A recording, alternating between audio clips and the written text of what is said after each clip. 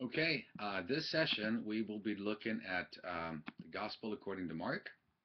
As I mentioned before, um, many scholars believe that this was the first Gospel written, but you can look in Matthew, go over Matthew again if you want to know some of the other arguments surrounding the synoptics, etc. But as with the other Gospels, the Gospel of Mark um, doesn't state explicitly who the author is, but very early and pretty much, universally, the church documents have assigned Mark as the author. Um, Papias, Papias, Papias, or Papias, right around 140 A.D., he claims that Mark wrote the gospel as Peter's interpreter. So Justin Martyr as well, writing around the same time. You got mid first century, I should say 140, 150 actually, halfway into the second century. Claims that Mark also wrote the gospel. Um, Irenaeus, right around 180 A.D., also said that Mark was the author and that it was a compilation, if you will, of Peter's sermons. As far as the author and date, Mark was um, a Roman name, but he also had his Hebrew name, which is John.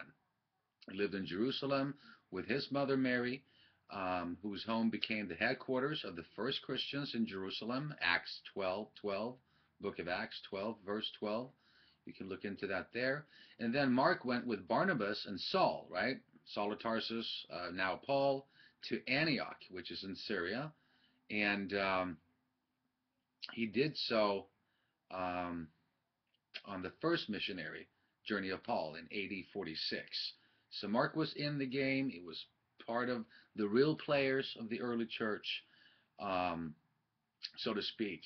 Then he left Paul and unannounced, causing Paul to argue. Remember, Barnabas and Paul was arguing about Mark, and you have that in Acts chapter 15, verses 36 through 41. But then by 60, 62, some 20 years later, Paul's faith in Mark had been prepared to the point that Paul called him a fellow worker. Paul was really not too happy about what happened earlier on the first missionary trip. Barnabas sort of defended Mark, and Paul didn't want anything to do with it. But then in Colossians 4, verse 10, and Philemon 24, Paul later on calls Mark a fellow worker. He also helped Peter. You have that in 1 Peter 5:13. And Mark came to Rome to help Paul during his imprisonment and final moments before he was beheaded, and you have that in 2 Timothy 4. Not that Paul was beheaded, that's not mentioned in 2 Timothy, but before Paul lost his head at Rome, Mark was right there to support him. On the other hand, some early church fathers assigned a date as early as AD 40, and it is all about impossible that Mark would have written the gospel before he deserted Paul. Irenaeus dated Mark um, after both Peter and Paul's death, around 67 A.D.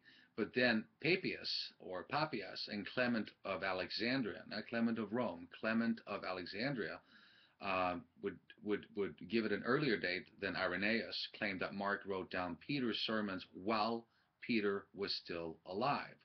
Also, if Luke did use Mark as a source, as many scholars now do believe, Mark must have compiled his account earlier than Luke's gospel, which was written before Luke wrote Acts, of course. Luke, then Acts. Acts is a sequel to Luke, sometime right around AD 62.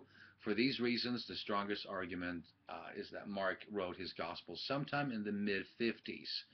And that's profound because it's only some 20 years after the death and resurrection and ascension of Christ, and so forth. And also, keep in mind that the gospel tone that you have in Mark, you can compare that with 1 Corinthians, which pretty much most liberal and conservative scholars assign to Paul.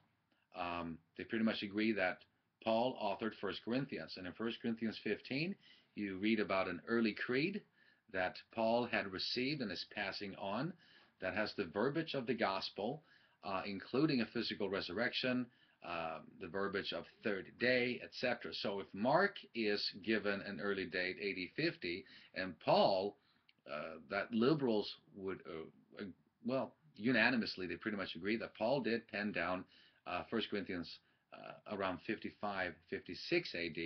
Throw that together with Mark's gospel, you have gospel resurrection proclamation way before the end of the first century, which means that the deity of Christ that we read about, the resurrection, physical resurrection that we read about in Paul, was not a later church invention. So, good things to take note of there.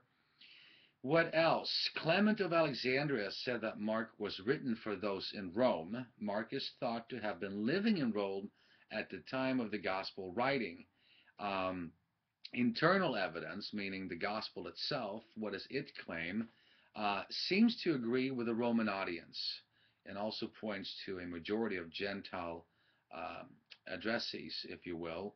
Mark uniquely uses Latin terms such as lepta, praetorium, and quadrans. His use of quadrans is especially helpful since this coinage was not circulated in the eastern part of the empire. So Mark also translated Aramaic sayings into Greek, not the other way around, and explains customs that are unique to Palestine, pointing to a Gentile audience. Not Palestine before the first century, but after. Remember, the Roman um, sought to disrespect the Jews by calling them Palestinius or Palestinians. Has no connection to Arabs whatsoever. There was no Palestine before the first century. It was a derogatory title ascribed to the Hebrews that lived in the first century, right around the time of Christ. But anyway, he explains customs that are unique to that region of the world, um, uh, being predominantly a Gentile audience, or at least an audience that was familiar with Judaism in Israel, or what they now refer to as Palestine and the surrounding region. The message and the occasion, many scholars think Mark was written to strengthen Christian communities in the face of persecution, assuming a late date for the writing of Mark. Certainly suffering is one of the themes of Mark. Mark emphasizes not only Jesus' death, but also his triumph over death and suffering. So that is definitely a solid tone that we see. Um, Suffering, though, is not the only theme. It may not be the most important one. There's a lot of other features in the book. Another theme is that Jesus is viewed as a servant, that the servanthood of the Messiah. You see that throughout Mark. Um, his emphasis, specifically looking at the actions and the words of Jesus, stresses that servanthood, doulos type of ministry, if you will, as opposed to what Matthew focuses on, the King of the Jews, the kingdom of God, etc. Now, because of the similarity of this theme in Mark with the epistle to the Romans, combined with the theory that Mark was written in the mid-50s to the Gentiles in Rome, some scholars have concluded that Mark was written as a primer in preparation for Paul's visit to Rome. That would be very interesting if that was the case. The church in Rome had most likely been formed by new converts returning from Pentecost in Jerusalem. And we already talked about that. I don't know if you took the class of the book of Romans. I know one of you did. Troy, you were in that class. So we talked about the audience there and who delivered the letter, etc.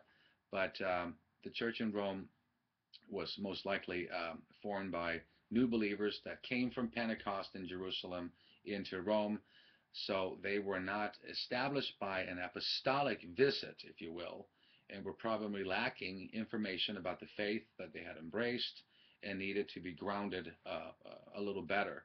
Some have even suggested that Mark may have written his gospel with the intent of redeeming himself with Paul. I don't go with that view because I believe in divine inspiration. I don't think that Mark had an axe to grind or an apology to make, and therefore stressed, writing the gospel to sort of reconcile with Paul. I don't think that's the case. But we'll pick it up, part two of Mark, and wrap it up in our next session. All right? Stay tuned.